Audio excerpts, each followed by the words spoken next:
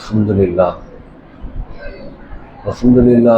نحمده ونستعينه ونستغفره ونعوذ بالله من شرور أنفسنا ومن سيئات أعمالنا من يهده الله فلا مضل له ومن يضلل فلا هادي له وأشهد أن لا إله إلا الله وحده لا شريك له وأشهد أن محمدا عبده ورسوله أما بعد.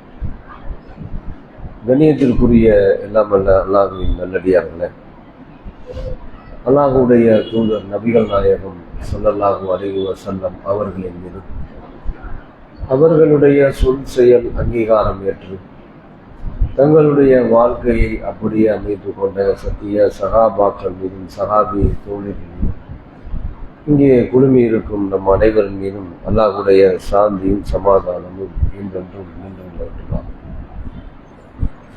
அன்பிற்குரிய சகோதரர்களே, அல்லாஹ் ரப்புல் ஆலமீன் திருமுறை குர்ஆனை பற்றி கூறுகிறான். எப்படி கூறுகிறான் என்று சொன்னால், ஷஹ்ரு ரமலான் அல்லதி உன்சில ஃபீஹில் குர்ஆன் ஹுதல் லின்னாஸி வ பய்யினாத்தின் மினல் ஹுதா வல் ஃபுர்கான். இந்த ரமலானுடைய மாதம் எத்தகையது என்றால், அதில் தான் மனிதர்களுக்கு முழுமையான வழிகாட்டியாகவும் தெளிவான சான்றுகளை கொண்டதாகவும் நன்மை தீமைகளை பிரித்தறிவிப்பதுமான அல் குர்ஆன் இறக்கி அருளப்பட்டது என்று அல்லாஹ் ரப்புல் ஆலமீன் குர்ஆனை பற்றி குர்ஆனில் சொல்லுகிறான். இந்த ரமலானுடைய மாசத்துல தான் குர்ஆன் இறக்கி அருளப்பட்டது, அது மனிதர்களுக்கு நன்மை தீமைகளை பிரித்தறிவிக்கும் அப்படின்னு அல்லாஹ் ரப்புல் ஆலமீன் சொல்லுகிறான். இப்போ இந்த குர்ஆன் நாம் இன்றைக்கு பார்த்து கொண்டிருக்கிறோம். நாம் குர்ஆன் அப்படின்னு சொல்லிட்டாலே ஒரு பெரிய புத்தகம், இந்த மாதிரி ஒரு பெரிய புத்தகமாக எடுத்து என்ன செய்வோம், இதுதான் குர்ஆன் அப்படின்னு சொல்லி நம்ம தெரிஞ்சு வச்சிருக்கோம். இந்த குர்ஆன் இப்படித்தான் இறக்கி அருளப்பட்டதா, ரசூல் ஸல்லல்லாஹு அலைஹி வஸல்லம் அவர்களுக்கு இது மொத்தமாக ஒரு புஸ்தகமாக கொடுக்கப்பட்டதா அப்படின்னா ரசூலுல்லாஹ்க்கு அப்படி கொடுக்கப்படலை. அதை பற்றி அல்லாஹ் ரப்புல் ஆலமீன் திருக்குர்ஆனில் குறிப்பிடுகிற பொழுது, வகால அல்லதீன கஃபரு லவ்லா நுஸ்ஸில அலைஹில் குர்ஆன் ஜும்லத்து வாஹிதா. காஃபிர்கள்லாம் கேட்குறாங்க, இவருக்கு இந்த குர்ஆன் மொத்தமாக ஏன் ஒரே தடவையில் முழுதும் இறக்கப்படவில்லை என்று நிராகரிப்போர் கேட்கிறார்கள். ரசூல் ஸல்லல்லாஹு அலைஹி வஸல்லம் காலத்தில் இறை வேதம் இறைவற்றிலிருந்து வகை செய்தி வருகிற பொழுது காஃபிர்கள் என்ன கேட்டிருக்காங்க, ஏன் மொத்தமாக வராமல் கொஞ்சம் கொஞ்சமாக வருது அப்படிங்கிறத கேட்டிருக்கிறாங்க. அது அல்லாஹ் ரப்புல் ஆலமீன் சொல்கிறான், கதாலிக லி நு தப்பித பிஷி ஆத்தக ரத்தல்நாகு தர்த்தீலா. இதை கொண்டு உம் இதயத்தை உறுதிப்படுத்துவதற்காக இதனை நாம் படிப்படியாக நாம் இறக்கினோம் என்று அல்லாஹ் ரப்புல் ஆலமீன் சொல்கிறார். கொஞ்சம் கொஞ்சமா நாம் குர்ஆன் வசனை எதற்காக இறக்கி அருளினோம் அப்படின்னு சொன்னா, உங்களுடைய இதயங்களை உறுதிப்படுத்துவதற்காக அப்படின்னு சொல்லி அல்லாஹ் ரப்புல் ஆலமீன் சொல்லி காட்டுறான். அப்ப நபிகள் நாயகம் ஸல்லல்லாஹு அலைஹி வஸல்லம் அவருடைய காலத்துல திருமுறை குர்ஆன் என்பது நாம பார்க்கிற மாதிரி இப்படி மொத்தமா என்ன செய்யல, கொடுக்கப்படல.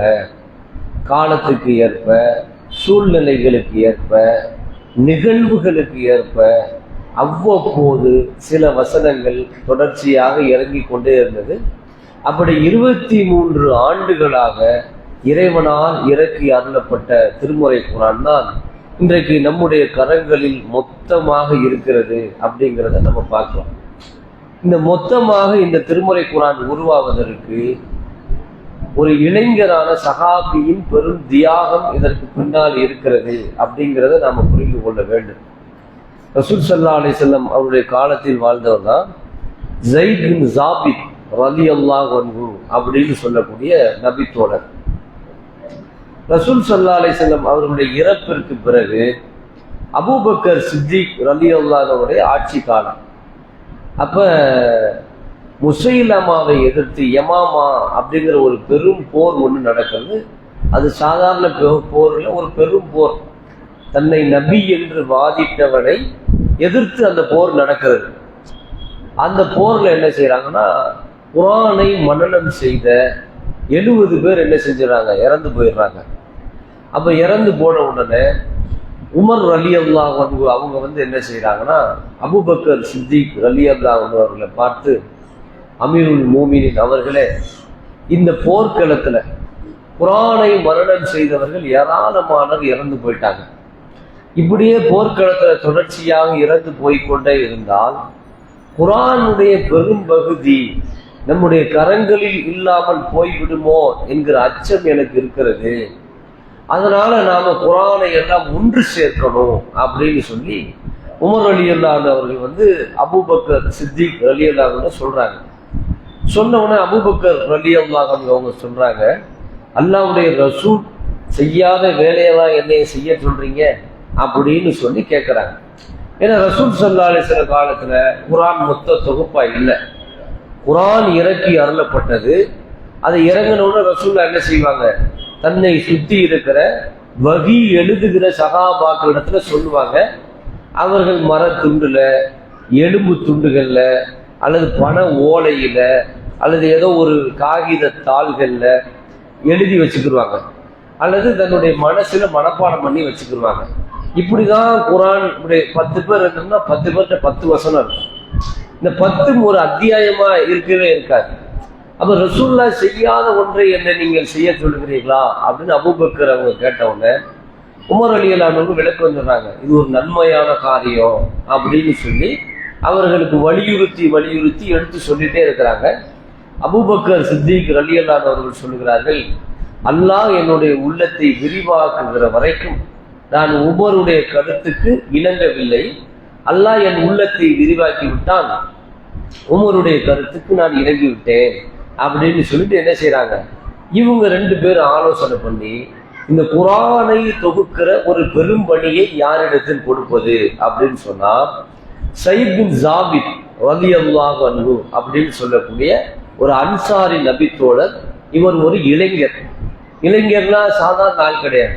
ரசூல் ஸல்லல்லாஹு அலைஹி வஸல்லம் அவர்களுக்கு அருகாமையில உட்கார்ந்து வகி எழுதுவதில் முக்கியமான ஒரு நபித்தோழர். குர்ஆன் வசனம் இறக்கி அருளப்பட்டா உடனே அதை எழுதுவாரு, எழுதுனதை ஓதி காமிப்பாரு, ரசூல்லா அதை செக் பண்ணுவாங்க, கரெக்டு அப்படின்னு சொல்லுவாங்க. அந்த அளவுக்கு நெருக்கமா இருக்கக்கூடிய ஒரு நபித்தோழர்.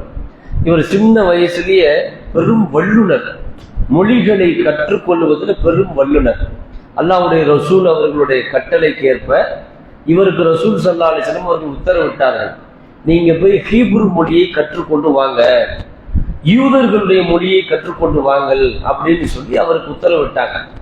அவர் 13 நாள்ல ஹீப்ரு மொழியை கற்றுக்கொண்டார். 17 நாட்களில் யூதர்களுடைய மொழியை கற்றுக்கொண்டார்.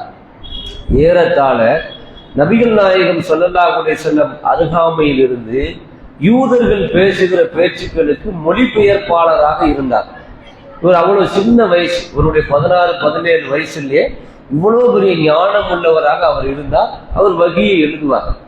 அப்ப இவர்கள் 2 பேரும் முடிவு செய்து சயீத் பின் ஜாபித் ரலியல்லாஹு அவர்களை தனக்கு அருகாமையில் அழைத்து சொல்லுகிறார்கள், யமாமா என்கிற போர்க்களத்தில் குர்ஆனை மரணம் செய்தவர்கள் ஏராளமான பேர் இறந்து போயிட்டாங்க. அதனால உமர் என்னிடத்தில் ஒரு கருத்து சொன்னார், குர்ஆனை நாம் ஒன்று சேர்க்க வேண்டும் என்று சொன்னார். நான் அவருடைய கருத்துக்கு உடன்பட்டேன். அதனால் அந்த பணியை நீங்கள் தான் செய்ய வேண்டும் என்று சயீத் பின் ஜாபிதிடம் சொல்லுகிறார்கள். சொன்ன உடனே அவர் என்ன சொன்னார்னா, அல்லாஹ்வும் அல்லாஹ்வுடைய ரசூலும் சொல்லாத காரியத்தை என்ன செய்ய சொல்றீங்க அப்படின்னா, சொல்றது யாரு, அமீருல் மோமினின் அபூபக்கர் சித்திக் ரலியல்லாஹு அன்ஹு கலிபா அவர் சொல்றார். கீழே கூட இருக்கிறவர் யாரு, உமர் ரலியல்லாஹு அன்ஹு அவர்கள். இந்த 2 பேரும் சொல்றாங்க. இந்த 2 பேரையும் அவர் எதிர்கருத்து சொல்லுகிறார். ரசூலுல்லாஹி ஸல்லல்லாஹு அலைஹி வஸல்லம் அவர்கள் செய்யாத ஒன்றை என்ன நீங்க செய்ய சொல்றீங்களா அப்படின்னு சொல்லி அவர் கேட்கிறார். கேட்ட உடனே அவர்கள் எந்த நன்மையை புரிந்து வைத்திருந்தார்களோ அந்த நன்மையை ஸயீத் பின் ஜாபித் அவர்களுக்கு விளக்கமளித்துக் கொண்டே இருக்கிறார்கள். அவர் மனம் ஏற்கிற வரைக்கும் அவர் அதை ஏற்கவே இல்லை. அவர் மனம் ஏற்றுக்கொண்ட பிறகு ஒரு வார்த்தை சொல்லுகிறார், ஒரு மலையை புரட்ட சொன்னால் கூட நான் புரட்டிடுவேன், இந்த குரானை தொகுக்கிற வேலை இருக்குல்ல, அது சாதாரண வேலை இல்லை அப்படின்னு சொல்லி ஸைத் பின் ஜாபித் அவர்கள் சொல்லுகிறார்கள். மேலும் அவர்கள் வலியுறுத்தும் பொழுது அபூபக்கர் சித்திக் ரலியல்லாஹு அவர்கள் அவரை பார்த்து ஒரு வார்த்தை சொல்றாங்க. என்ன சொல்றாங்கன்னா, நீங்கள் அறிவுள்ள ஒரு இளைஞர், நாங்கள் உங்களை சந்தேகிக்க மாட்டோம். எவ்வளவு அழகா வேலை வாங்குறாரு பாருங்க இளைஞர்கிட்ட. நீங்கள் ஒரு, அது உண்மையும் கூட தான், ஆனா ஒரு அமீருல் மூமின் அவர் பேசுகிற வார்த்தை ஒரு அழகா சொல்றார். நீங்கள் ஒரு அறிவுள்ள இளைஞர், உங்களுடைய செயலில் நாங்கள் சந்தேகிக்க மாட்டோம். நீங்கள் அல்லாஹ்வுடைய தூதர் ஸல்லல்லாஹு அலைஹி வஸல்லம் அவர்களுக்காக இறை செய்தியை எழுதுபவராக இருந்தீர்கள். எனவே நீங்கள் குர்ஆனை தேடி சேகரித்து ஒன்றிணையுங்கள் அப்படின்னு சொல்றாரு. சொன்ன உடனே அவர் என்ன செய்யறாரு, சரி என்று நான் கிளம்பினேன். கிளம்பி என்ன செஞ்சேன், யாரிடத்திலெல்லாம் என்னவெல்லாம் குர்ஆன் வசனங்கள் இருக்கிறது என்பதை ஒவ்வொருத்தரா சந்திச்சு, எழுத்துப்பூர்வமா யாரெல்லாம் வச்சிருக்காங்களோ அவங்கள்ட்ட பூரா கலெக்ஷன் பண்ணி, மனசுக்குள்ள யாரெல்லாம் வச்சிருக்காங்க அவங்களையெல்லாம் சந்திச்சு ஓத கேட்டு அதையெல்லாம் எழுதி, அவர்கள் எழுதினதும் இங்கே எழுதி வைத்ததும் ஒரே மாதிரி இருக்கிறதா என்பதை ஒத்து பார்த்து, நாங்கள் மனப்பாடம் பண்ணி வைத்திருந்ததும் அவர்கள் மனப்பாடம் பண்ணி வைத்திருந்ததும் ஒரே மாதிரி இருக்கிறதா என்பதை ஒத்து பார்த்து ஒரு பெரிய காரியத்தை ஸைத் பின் ஜாபித் ரலியல்லாஹு அவர்கள் அவர்களுடைய வாழ்க்கையில செய்து முடித்த ஒரு காரியம்தான் குர்ஆனை தொகுத்த பணி. அவர்கள் மொத்த குர்ஆனையும் தொகுத்து கொண்டு போய் அபூபக்கர் சித்திக் ரலியல்லாஹு அன்ஹு அவர்களிடத்துல கொடுத்தார்கள். அபூபக்கர் அவர்கள் அதை வாங்கி அவர்களுடைய ஆட்சி காலம் முடிகிற வரைக்கும் அவரிடத்தில் வைத்திருந்தார்கள். அவர்கள் ஆட்சி முடிந்த பிறகு அவருடைய மகள் ஹப்ஸா ரலியல்லாஹு அன்ஹா அவரிடத்தில் கொடுத்து வைத்திருந்தார்கள் அப்படிங்கிற நம்ம வரலாறு படிக்கிறோம். இந்த குர்ஆனை தொகுக்கும் போது சென்ற ஸைத் பின் ஜாபித் ரலியல்லாஹு அன்ஹு அவர்கள் ஒரு முக்கியமான செய்தியை பதிவு செய்யறாங்க. என்ன பதிவு செய்யறாங்கன்னா, நான் குர்ஆனை தொகுக்க செல்லும் பொழுது 2 வசனங்கள் ஒரே ஒருவரிடத்தில் மட்டும்தான் இருந்தது அப்படின்னு சொல்றாரு. குஸைமா அல் அன்சாரி ரலியல்லாஹு அன்ஹு அப்படின்னு சொல்லக்கூடிய அந்த நபித்தோழர்கிட்ட மட்டும்தான் திருக்குர்ஆனுடைய 9வது அத்தியாயத்தினுடைய 128வது வசனம், 129வது வசனம், இந்த 2 வசனமும் அவர் ஒருத்தர்கிட்ட மட்டும்தான் இருந்தது அப்படின்னு சொல்லி ஸைத் பின் ஜாபித் ரலியல்லாஹு அவர்கள் சொல்லி காட்டுறாங்க. அப்படின்னா அந்த 2 வசனமும் ஒரு முக்கியமான வசனம். என்ன வசனம்னா, அல்லாஹ் ரப்பல் ஆலமீன் திருமறை குர்ஆன்ல சொல்கிறார், லக்கத் ஜாஅக்கும் ரசூலும் மின் அன்ஃபுசிக்கும் அஸீஸுன் அலைஹி மா அனித்தும் ஹரீஸுன் அலைக்கும் பில் முஃமினீன ரഊஃபுர் ரஹீம். முஃமின்களே, நிச்சயமாக உங்களிலிருந்து ஒரு தூதர் உங்களிடம் வந்திருக்கின்றார். நீங்கள் துன்பத்திற்கு உள்ளாகிவிட்டால் அது அவருக்கு மிக்க வருத்தத்தை கொடுக்கின்றது. அன்றி உங்கள் நன்மைகளை அவர் பெரிதும் விரும்புகிறார். இன்னும் மூமின்கள் மீது மிக்க கருணையும் கிருபையும் உடையவராக இருக்கின்றார் என்று அல்லாஹ்வுடைய ரசூலை பற்றி அல்லாஹ் ரப்பல் ஆலமீன் சொன்ன அந்த வசனம் அந்த ஒரு சஹாபிட்ட தான். நம்ம லட்ச சஹாபாக்கள் இருக்கிறோம் அப்படிங்கறத நம்ம படிக்கிறோம். ஆனா இந்த 2 வசனமும் அவர் ஒருத்தர் இருக்கு. ஃபஇன் தவல்லவு ஃபகுல் ஹஸ்பியல்லாஹு லா இலாஹ இல்லாஹு அலைஹி தவக்கல்து வஹுவ ரப்புல் அர்ஷில் அலீம். நபியே, இதன் பின்னரும் அவர்கள் உங்களை விட்டு விலகிவிட்டால் அவர்களை நோக்கி, எனக்கு அல்லாஹ்வே போதுமானவன், வழிபடுவதற்குரிய நாயன் அவனை அன்றி வேறு யாரும் இல்லை, அவன் மீதே நான் பரிபூரண நம்பிக்கை கொண்டுள்ளேன், அவன்தான் மகத்தான அரியாசனத்தின் அர்ஷின் அதிபதி என்று நீர் கூறுவீராக என்று அல்லாஹ் ரப்பல் ஆலமீன் அல்லாஹ்வுடைய ரசூலை பற்றி சொல்லிவிட்டு தன்னை பற்றி இப்படி சொல்லுங்கள் என்று சொல்லுகிற அந்த வசனம் குஸைமா அல் அன்சாரி ரலியல்லாஹு அன்ஹு சொல்லக்கூடிய ஒரு நபித்துவத்தை மட்டும்தான் இருந்துச்சு, வேற யார்கிட்டையும் இல்லை, அதை நான் எடுத்துட்டேன் அப்படின்னு சொல்லி காட்டுறாங்க. அப்ப எந்த அளவுக்கு இந்த குர்ஆனை தொகுப்பதில் ஸைத் பின் ஜாபித் ரலியல்லாஹு அன்ஹு அவர்கள் ரொம்ப முனைப்போடு செயல்பட்டு அதை திரட்டி கொண்டு அபூபக்கர் அவர்கிட்ட கொடுத்திருக்கிறாங்க. அந்த அபூபக்கர் அவர்கள் வைத்திருந்த அந்த குர்ஆனை ஹப்ஸா ரலியல்லாஹு அன்ஹு அவர்கள் வைத்திருந்தார்கள். உமர் ரலியல்லாஹு அவருடைய ஆட்சி காலம் முடிந்து உஸ்மான் ரலியல்லாஹு அவருடைய ஆட்சி காலம் வரும் பொழுதுதான் ஈரான் பக்கமா என்ன செய்யறாரு, ஹுதைபத்துல் யமான் ரலியல்லாஹு அன்ஹு அப்படின்னு சொல்லக்கூடிய ஒரு நபித்தோழர், அந்த பக்கத்துல வாழுகிற இஸ்லாமியர்கள் இருக்கிறாங்கல்ல, அங்க போயிருக்கிறார். அங்க போகும்போது தொழும்போது என்ன செய்யறாரு, அவர்கள் ஓதுறதையெல்லாம் பார்க்கிறார். ஓதுனா ஒவ்வொருத்தரும் ஒவ்வொரு விதமாக ஓதுறாங்க, ஒவ்வொருத்தரும் ஒவ்வொரு விதமாக ஓதி கொண்டிருக்கிறார்கள், சிலர் பிழையாக ஓதுறார்கள். அப்ப இதையெல்லாம் கவனித்த என்ன செய்யறாருன்னா, இப்படி ஆளுக்கு ஒரு மாதிரி குரானை ஓதிக்கொண்டே போய் கொண்டிருந்தா இது ஒரு மாதிரியான முடிவுக்கு வராது, சரியில்லாம போயிரும் அப்படின்னு சொல்லிட்டு அவர் உஸ்மான் ரலியல்லாஹு அன்ஹு அவர்களை வந்து சந்திக்கிறார். அமீருல் மோமினின் அவர்களே, இந்த மாதிரி நான் ஈரான், பசாரா இந்த மாதிரி எல்லா ஊர்களுக்கும் போய் பார்த்தேன், அங்க பூரா குரான ஒவ்வொரு மாதிரி ஒவ்வொரு விதமா ஓதிக்கிட்டு இருக்கிறாங்க, இந்த நிலை நீடிச்சா சரியில்லை, அவர்களுக்கெல்லாம் நாம் குரானுடைய ஒரு பிரதிகளை அனுப்பணும் அப்படின்னு சொல்லி அவர் சொல்றாரு. அப்போ உஸ்மான் ரலியல்லாஹு அன்ஹு என்ன செய்யறாங்கன்னா, ஹப்ஸா ரலியல்லாஹு அன்ஹு அவரிடத்துல இருக்கிற அந்த குரான், யாரு சைத் பின் சாபித் ரலியல்லாஹு அன்ஹு அவர்கள் தொகுத்தார்ல, அந்த குரானை வாங்கி பிரதி எடுக்கிறாங்க. இன்னைக்கு நம்ம ஜெராக்ஸ்ன்னு சொல்லுவோம்ல, அதை பார்த்து பார்த்து என்ன செய்யறாங்க, பூராத்தை பிரதி எடுத்து எழுதுறாங்க. எழுதி உஸ்மான் ரலியல்லாஹு அன்ஹு அவர்கள் தான் என்ன செய்யறாங்க, அவர்களுடைய ஆளுகைக்குட்பட்ட எல்லா நகரங்களுக்கும் திருக்குரானை அனுப்பி வைக்கிறார்கள். இதை தான் நீங்க ஓதணும், இதன் அடிப்படையில் தான் நீங்க நடக்கணும் அப்படின்னு சொல்லி கொடுக்கிறார்கள். அதுதான் இன்னைக்கு நம்மளும் வச்சிருக்கோம்.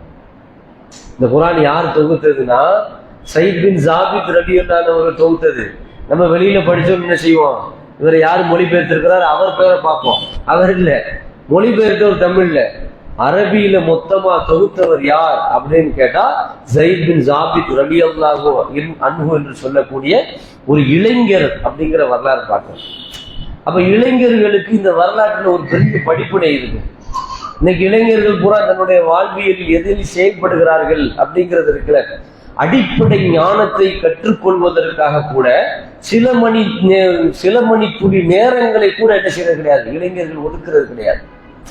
சில மணி துளி நேரங்களை கூட, ஒரு நாளைக்கு 5 நிமிடம் திருக்குரானை படியுங்கள் இளைஞர்கள், ஒரு நாளைக்கு 5 நிமிடம் திருக்குரானை படியுங்கள். நாங்கள் தௌஹீதை சொல்லுகிற ஆரம்ப காலகட்டங்களில் எங்களுக்கு திருக்குரான்லாம் கிடையாது, பள்ளிவாசல்ல அமல்களின் சிறப்பு மட்டும்தான் இருக்கு, தாலிம் கித்தாபுன்னு சொல்லுவாங்க, அந்த அமல்களின் சிறப்பு மட்டும்தான் இருக்கு. இந்த திருக்குரான் தமிழாக்கம் கூட எங்களுக்கு கிடைக்காது. நான் படிக்கிறதுக்கு இந்த பள்ளிவாசல்ல சமது பாயின்னு ஒருத்தர் இருந்தார், அவர் வாங்கி வச்சிருந்தார். அவர் வச்ச குரான் இருக்கு, இங்க இருக்கு, நான் பத்திரமா வச்சிருக்கிறேன். 50 ரூபா அதனுடைய வேலை, அன்னைக்கு ஹதியா 50 ரூபா. அது ஒண்ணுதான் அந்த தமிழாக்கம் இருக்கு. அந்த தமிழாக்கத்தை எடுத்து படிப்பதற்கு ஏகப்பட்ட தடை இருக்கும். பழைய ஓட்டு பள்ளிவாசல் இருக்கும் பொழுது இங்க ஒரு திண்ணை இருக்கும். நான் அந்த இடத்துல உட்கார்ந்து குரானை எடுத்து படிக்கும் போது இந்த பள்ளிவாசலுடைய செயலாளர் ஒருத்தர் இருந்தார், பேர் சொல்ல வேணாம், இருந்தார், வேகமா வந்தார், ஏய் கொண்டு போய் வை அப்படின்னா, குரானை படிக்கிறதுக்கு கொண்டு போய் வை, என்ன நினைச்சுக்கிட்டு இருக்க அப்படின்னு சொல்லி குரானை படிப்பதற்கு என்னை மிரட்டினார், படிக்க விடாமல் தடுத்தார். இங்க அமல்களின் சிறப்பு தான் படிக்கணும் அப்படின்னா, குரான்லாம் படிக்க கூடாது அப்படின்னு சொன்னார். அந்த குரானை படிக்க முடியாம வச்சுட்டு போயிட்டு மைதீன் பாயில போய் இலவசமா இரவல் குரான் வாங்கிட்டு போய் ரப்பு பகல்மா உட்கார்ந்து படிச்சோம் குரான். அப்ப குரானை படிப்பதற்கு தடை இருந்த காலங்களில் குரானை படிப்பதற்கு இளைஞர்கள் பெரும் முனைப்பு காட்டினார்கள். இன்றைக்கு குரான் அல்லாஹ்வுடைய பேரருளால் ஒவ்வொருத்தருடைய செல்போன்லயும் வந்துருச்சு, ஒவ்வொரு சாப்ட்வேர்லயும் வந்துருச்சு, எல்லாமே வந்துருச்சு, எல்லா ஹதீஸும் வந்துருச்சு. எந்த ஹதீஸுகள் எல்லாம் மொழிபெயர்க்கப்படாமல் இருந்ததோ இந்த அமல்களின் சிறப்பை தான் படிக்கணும்னு ஒருத்தர் சொன்னார். புகாரி எல்லாம் விளங்காதுன்னு சொன்னார். விளங்காததை எதுக்குங்க ரசூல் ஸல்லல்லாஹு அலைஹி வஸல்லம் சொன்னாங்க அப்படின்னு நம்ம கேட்டோம்னா, உங்களுக்கு புரியல அப்படிப்பாங்க. அது குர்ஆனுக்கு விளக்கம் அப்படின்றாங்க. அப்ப அதைத்தானே முதல்ல படிக்கணும் அப்படின்னு நம்ம சொன்னோம், உங்களுக்கு புரியல அப்படின்னு போயிட்டாங்க. இன்றைக்கு அந்த புகாரி, அந்த முஸ்லிம், திருமதி, நஸஈ, இப்னு மாஜா, தாரகுத்னி, தாரமி, அபுதாவுது, முஸ்னத் அஹ்மது, மிஸ்காத், என்னென்ன ஹதீஸ் நூல்கள் இருக்கோ அத்தனை இந்த செல்போனுக்குள்ள வந்துருச்சு.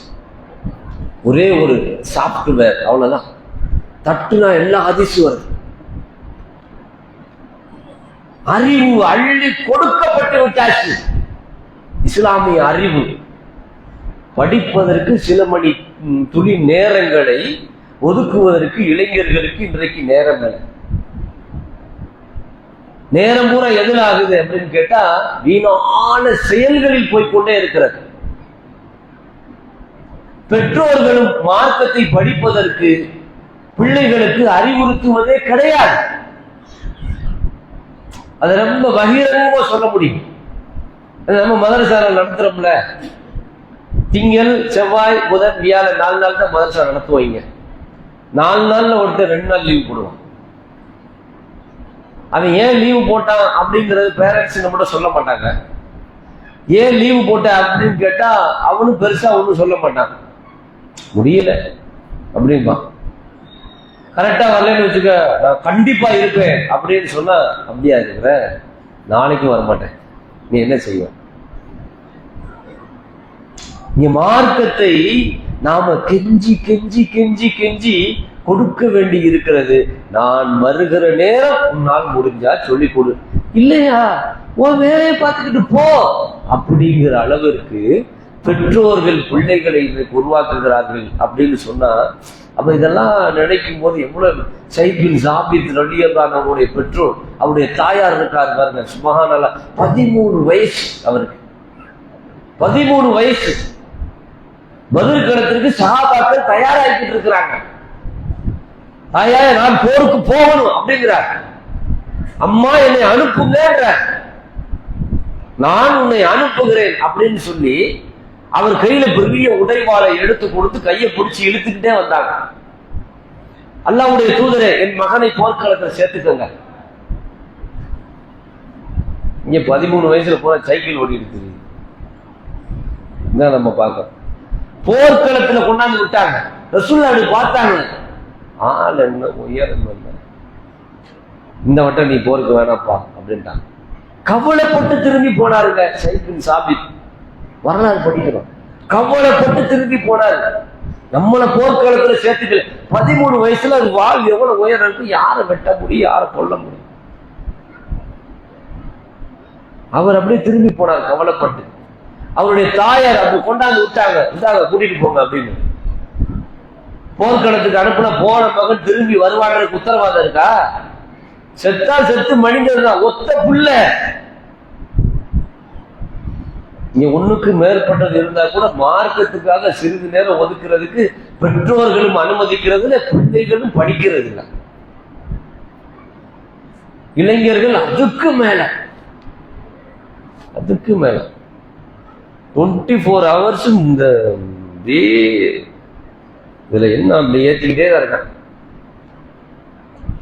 அந்த காலத்துல சொல்லுவாங்க, தம்பி தலை குனிஞ்சு நடக்கணும், அதுதான் கண்ணியமான வாழ்க்கை. இது இல்லாத காலத்துல சொல்லுவாங்க, இந்த செல்போன் இல்லாத காலத்துல தம்பி தலை குனிஞ்சு நடக்கணும், பார்வையை தாழ்த்தி நடக்கணும், பெரியவங்களும் ஏறிட்டு பார்க்க கூடாது என்ன அப்படின்னு சொல்லுவாங்க. இப்ப நம்ம சொல்லவே வேணாம், அவன் குனிஞ்சே தான் போறேன், சலட்டுன்னு வந்து பிரேக் அடிச்சணும்.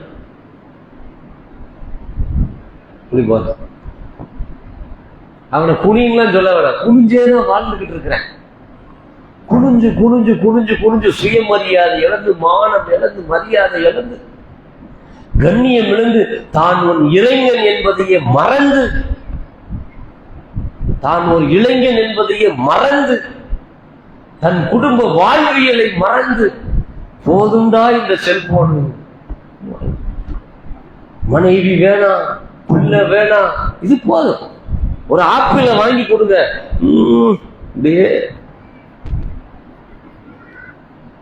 இவர்கள் இஸ்லாமிய வரலாற்றில் என்ன படிப்படி பெறுகிறார்கள்? இஸ்லாமிய இளைஞர்கள். அப்ப இந்த இளைஞர்கள்லாம் இந்த வரலாறுகளை படிக்கும் போது ஒரு முற்போக்கு சிந்தனை வரணும். இந்த ஸைத் பின் ஸாபித்தை போன்று நாம் ஏதாவது ஒன்று செய்தாக வேண்டும் என்கிற சிந்தனை இளைஞர்களுக்கு வரணும். உன்னை நாளை கருவறுக்க ஒரு கூட்டம் காத்திருக்கிறது. நீ அல்லாஹுவை வணங்குவதற்காக இறையாலயம் தேடி சென்றால் உன்னை எட்டி உதைப்பதற்கு ஒரு கூட்டம் காத்திருக்கிறது. அல்லாஹ் ஒருவனைத்தான் வணங்குவேன் என்று நீ ஏகத்துவ கீதத்தை பாடினால் உன் நாக்கை அறுக்க ஒரு கூட்டம் காத்திருக்கிறது. கொள்கையற்ற ஈமானற்ற இளைஞர்கள் எல்லாம் நாளை என்ன கதிக்கு ஆளாவார்கள்? பெற்றோர்கள் சிந்தித்து பார்த்தார்களா? இளைஞர்கள் சிந்தித்து பார்த்தார்களா? அனைத்து அதிகாரமும் சட்ட வழிமுறையும் இருக்கிற காலத்தில் கூட இறை ஆலயங்களை இடித்து தள்ளி முஸ்லிம்களை விரட்டுகிறான். நம்முடைய வாழ்வில் மிக அச்சமற்ற வாழ்வே கிடையாது. அஞ்சி அஞ்சி வாழ்கிற சூழ்நிலையை சமூகம் உருவாக்கி கொண்டிருக்கிறது. அப்ப இந்த சமுதாயத்தின் இளைஞர்களை எது வார்த்தெடுக்கும்? நம்முடைய பிள்ளைகளுக்கு எது வழிகாட்டும்? அல்லாஹ்வுடைய வேதம். இந்த ரமலானுடைய மாதம் வசித்திருக்கிறோம், தாகித்திருக்கிறோம். திருக்குர்ஆனை படித்திருக்கிறோமா? தொட்டு பார்த்திருக்கிறோமா? தொட்டு பார்க்கல. எந்த பள்ளிவாசலுக்கு வேண்டுமானால் நீங்கள் சென்று பாருங்கள். தாடி நரைத்து தளர்ந்து போன ஒருவர் தன் கரத்தில் இதை எடுத்து வைத்து புரட்டி கொண்டிருப்பார். இளம் ரத்தம் சூடு பறக்க உடலில் ஓடிக்கொண்டிருக்கிற இளைஞன் முகநூலில் தன் காலத்தை கழித்துக் கொண்டிருப்பான். அவனும் பசித்திருப்பான், தாகித்திருப்பான். பசித்திருப்பது, தாகித்திருப்பது என்பது ஒரு இபாதத், வணக்கம். நோன்பு என்பது ஒரு வணக்கம். வணக்கத்தில் இருக்கிறவன் கேளிக்கை காரியங்களில் ஈடுபடலாமா? ஆட்டம் பாட்டங்களை பார்க்கலாமா? டான்ஸுகளை ரசிக்கலாமா? தப்பு தப்பான செய்திகளை பரப்புரை செய்யலாமா? எல்லாம் செய்யறான். அப்புறம் பசித்திருப்பது, தாகித்திருப்பது. அல்லாஹ்வுடைய ரசூல் அவர்கள் சொன்னார்கள், யார் பொய்யான பேச்சையும் பொய்யான நடவடிக்கையும் விட்டுவிடவில்லையோ அவர்கள் பசித்திருப்பதில், தாகித்திருப்பதில் அல்லாஹ்வுக்கு எந்த தேவையும் இல்லை. நான் சாப்பிடாம இருந்தா அல்லாஹ்வுடைய தர்ஜா கூடிருமா? நான் தண்ணி குடிக்காம இருந்தா அல்லாஹ்வுடைய தர்ஜா கூடிருமா? நான் சாப்பிடாம இருக்கிற குடிக்காம இருக்கிற அல்லாஹ்வுடைய தர்ஜா குறைஞ்சு போயிருமா? அல்லாஹ் அவன் அல்லாஹ், அவ்வளவுதான். லஅல்லக்கும் தத்தகூன், நீங்கள் இறையச்சம் உடையவர்களாக ஆக வேண்டும் என்பதற்காகவே உங்களுக்கு நோன்பு கடமையாக்கப்பட்டிருக்கிறது. அல்லாஹ் ரப்பல் ஆலமீன் சொல்றார். இறையச்ச பயிற்சி எடுக்கிற ஒரு நேரத்தில் வீணான காரியத்தில் ஒருத்தர் ஈடுபடலாமா? பாவங்கள் மன்னிக்கப்படுகிற மாதம் ரமலானுடைய மாதம். இந்த காலத்துல நேரம் பூரா எப்படி போகுது? குர்ஆன் படிக்கிறதுல போகுதா? ஹதீஸ் படிக்கிறதுல போகுதா? வேலைக்கு போன மிச்ச நேரங்கள் என்ன நடக்குது? தேவையில்லாததுதான் நடக்குது. தேவையில்லாத நடக்குது. இப்ப ஸைத் பின் ஸாபித் ரலியல்லாஹு அன்ஹு என்கிற நபித்தோழர், அபூபக்கர் சித்திக் ரலியல்லாஹு அன்ஹு எத்தனை பெரிய நபித்தோழர், உமர் ரலியல்லாஹு அன்ஹு அவர்கள் எத்தனை பெரிய நபித்தோழர். 2 ஆண்டுகள் கலீஃபா அபூபக்கர் ரலியல்லாஹு அன்ஹு அவர்கள், 10 ஆண்டு கலீஃபா உமர் ரலியல்லாஹு அன்ஹு அவர்கள். அவருடைய ஆட்சி, அதிகார, நிர்வாகத்தை உலகமே போற்றுகிறது, சீராட்டுகிறது. அவர்கள் இந்த இளைஞனை கூப்பிட்டு சொன்னார்கள், நீங்கள் தான் இதற்கு சரியான ஆள். அவர்களுக்கு ஞானம் இருக்குல்ல, ஆனால் அவர்கள் அந்த பொறுப்பை கரெக்டா ஒரு ஆளை தேடி பிடிச்சு கொடுத்தாங்கன்னா அப்ப எத்தனை பெரிய திறன் அவர்கிட்ட இருக்கணும். மொழி வல்லுநராக இருந்திருக்கிறார், குர்ஆனை மனனம் செய்தவராக இருக்கிறார், இறங்கிய வசனத்தை எழுதியவுடன் ஓதி காட்டி இருக்கிறார். அவர் வரலாற்றுல இந்த சமுதாயத்தில் இருக்கிற இளைஞர்களுக்கு ஒரு பெரும் படிப்புனை. ஏதாவது ஒண்ணு செய்யணும் மார்க்கத்துக்காண்டி. அல்லாஹ்வுடைய மார்க்கத்துக்காக இளைஞர்கள் நேரத்தை வீணான காரியத்தில் செலவிடாமல் இறைவனுடைய மார்க்க மேலம்போதற்காக ஏதாவது ஒன்று செய்யணும். உலக அழிவு நாள் என்று அல்லாஹ் ரப்பல் ஆலமீன் சொல்லுகிறான். அந்த உலக அழிவு நாள் வரைக்கும் ஸைத் பின் ஸாபித் ரலியல்லாஹு அன்ஹு வரலாறு பேசப்பட்டு கொண்டே இருக்கும். கியாமத்தில் அவருடைய அடையாளங்கள் வந்து செல்ல வேண்டும், அது வரைக்கும் அவருடைய பெயர் பேசப்படும். எவ்வளவு பெரிய சாதனை! அந்த சாதனையை படைப்பதற்கு இந்த சமுதாயத்தில் உள்ள இளைஞர்கள், அது போன்ற சாதனைகளை செய்வதற்கு இந்த சமுதாயத்தில் உள்ள இளைஞர்கள் என்ன செய்யணும்? முற்பட வேண்டும். எதை கேட்டோமோ கேட்டதன் அடிப்படையில் செயல்படுகிற நல்ல மக்களாக அல்லாஹ் ரப்பல் ஆலமீன் உங்களையும் நம்மையும் ஆக்கி அன்புரிவானது என்று கூறி என்னுடைய உரையை நிறைவு செய்கிறேன். வாழ்கிறத ஒனாடு அல்ஹம்துலில்லாஹி ரப்பில் ஆலமீன். அஸ்ஸலாமு அலைக்கும் வரஹ்மத்துல்லாஹி வபரகாத்துஹு. சுப்ஹானக அல்லாஹும்ம வபிஹம்திக அஷ்ஹது அன் லா இலாஹா இல்லா அன்த அஸ்தக்ஃபிருக வ அத்தூபு இலைக. அஸ்ஸலாமு அலைக்கும்.